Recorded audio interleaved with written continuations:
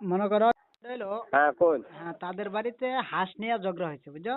ওই যে আমরা আজকে আমরা নিয়ে 5 এর দিন কথা আগে। এর কথাটি রেকর্ডিং করছেন না? হ্যাঁ হ্যাঁ সব রেকর্ড আছে। আমার তো রেকর্ডিং করুন না আমারটা, হ্যাঁ হ্যাঁ আমি তো বুঝি না। আচ্ছা আমি আমি তোমার করে রাখছি কারণ আছে তো আমি বুঝছো যে বিষয়টা। তাদের বাড়িতে হাঁস নিয়ে কাজে লাগছে, বাড়ির পারিবারিক দ্বন্দ্ব হইতেই পারে বুঝতেই একসাথে পারে লগের মানে সাথের বাড়ি থাকলে দ্বন্দ্ব একটু আধটু পারিবারিক মানে এই ভাই দ্বন্দ্বটা 90 তাদের দিচ্ছে ব্যাপার কথা সেরকম বুঝছো নেই। বুঝছো ভাই। হ্যাঁ হাঁস নিয়ে ঝগড়া করছে তারা মানে একদম সাদা। করছে কেডা এটা হইলো ওই যে ওই আর কি তাও এবার সারা মানে আমার বোন জামাই আর তার যে আর কি এই ছোট মাছটা ছেলেটা কিনা আছে তারা দুই ভাইয়ে ঝগড়া করছে।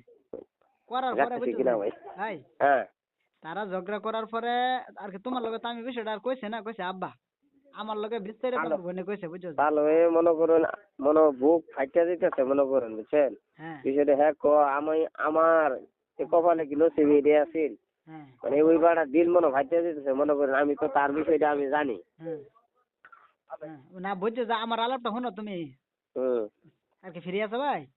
হ্যাঁ কোন সমস্যা আচ্ছা ওখান বিষয়টা আমি তোমার কই বিস্তারিত আমারটা মানে বুঝলে আমারটা যদি কই তুমি বুঝবা সুন্দরভাবে। 1 নম্বর কাহিনী হইলো আর বেশি। আমার বোন মানুষের সাথে বিয়া দেয়, মানুষের বিয়া হয় জীবনে কয়বার একবারই কিন্তু হয়।